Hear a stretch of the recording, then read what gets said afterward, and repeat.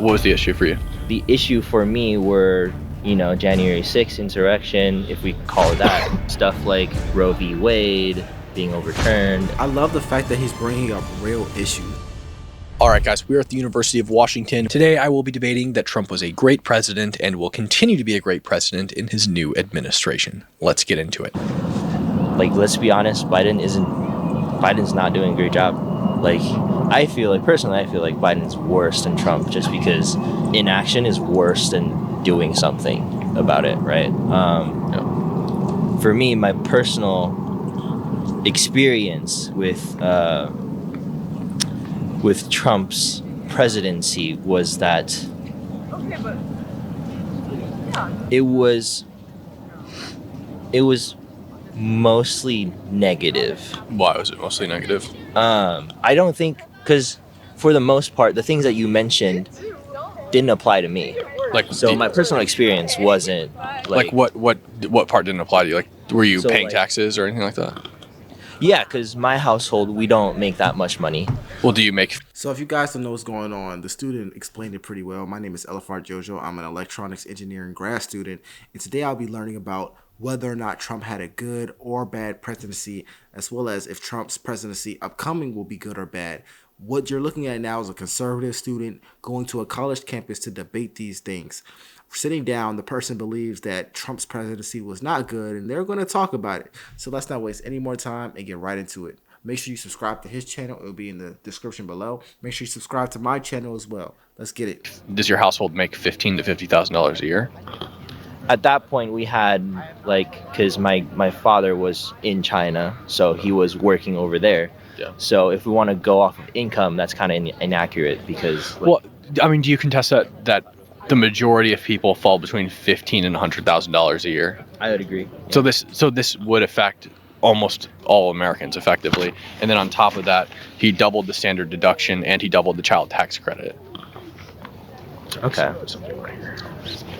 So basically what you're saying is that if you're a local American...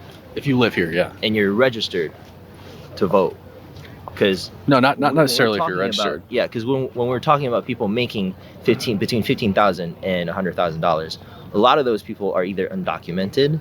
That's not true. Or how is that not true? Because there are 360 million Americans living in this country, and the majority of them, almost all of them, are probably going to fall between $15,000 and $100,000 in income. And people who make above $100,000 also received an income. But when you get into the millions, people who made $1 million in 2018 after the Tax Cuts and Jobs Act only received a tax break of 16%. Again, people $15,000 to $50,000 a year, that's the core of the middle class. That's most people received a tax break of 16 to 26%. That's a quarter of their income. It's a lot of money.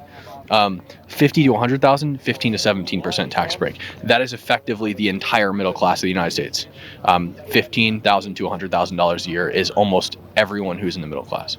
Once you get up above 100,000, you're looking at upper middle class, or outside of the middle class, upper class. Okay, because for me, the issue wasn't economics. What was the issue for you? The issue for me were, January 6th insurrection, if we call it that.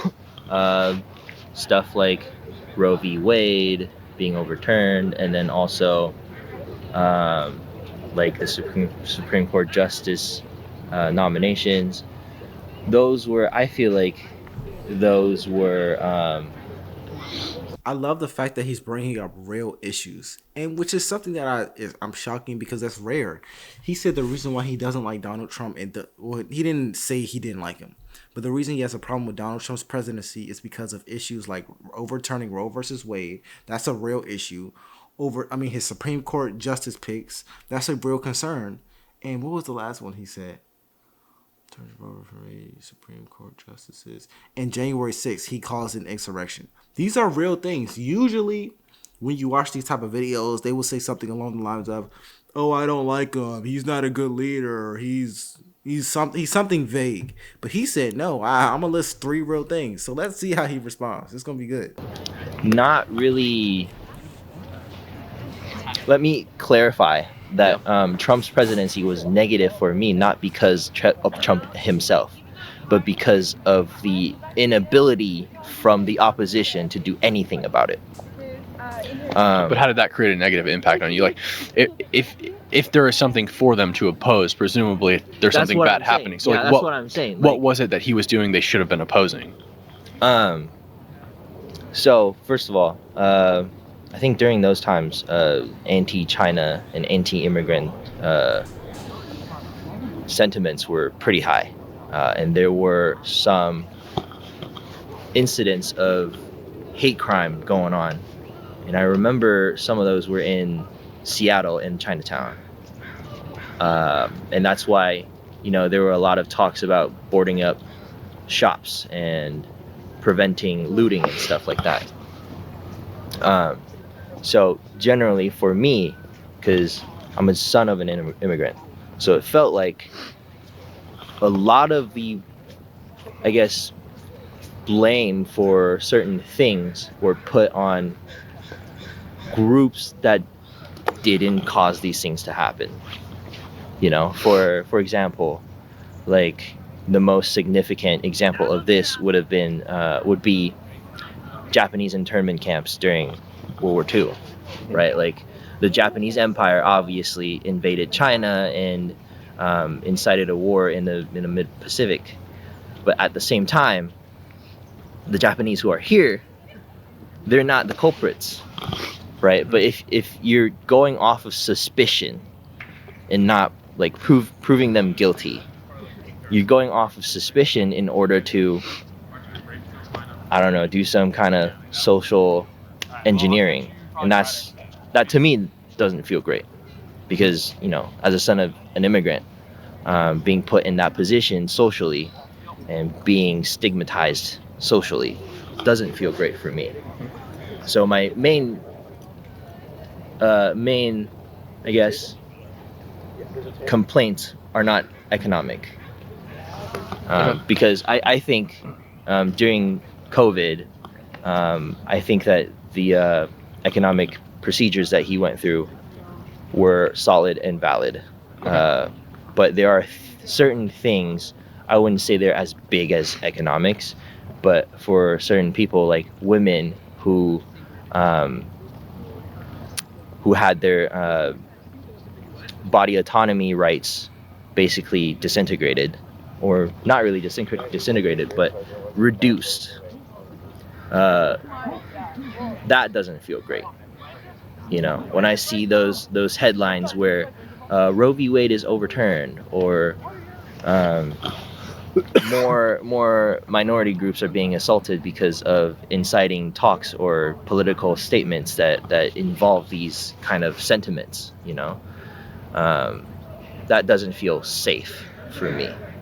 If you can, try and sympathize, but Okay. like the positive doesn't really outweigh the negative for me personally. Okay.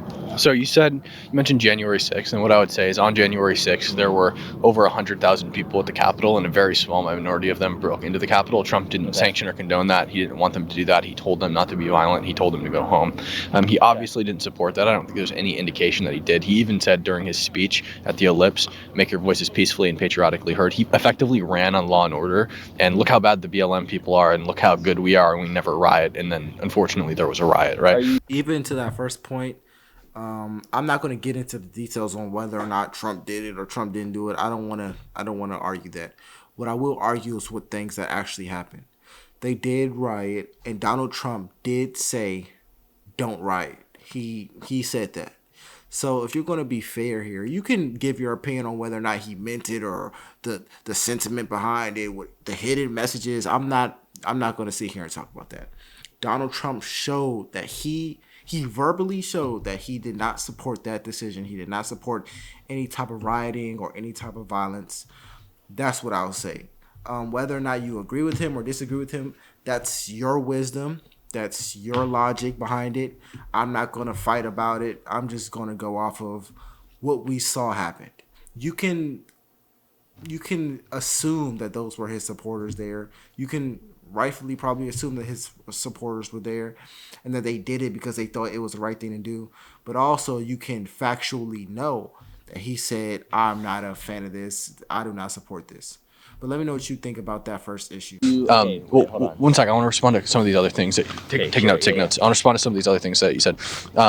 You said Roe v. Wade being overturned. So Roe v. Wade being overturned wasn't directly Trump's action. What I would say as far as Roe v. Wade being overturned is it was overturned because in 1973, when Roe v. Wade was instituted via the Supreme Court, it was instituted completely baselessly. So the Supreme Court's job is to make rulings baselessly.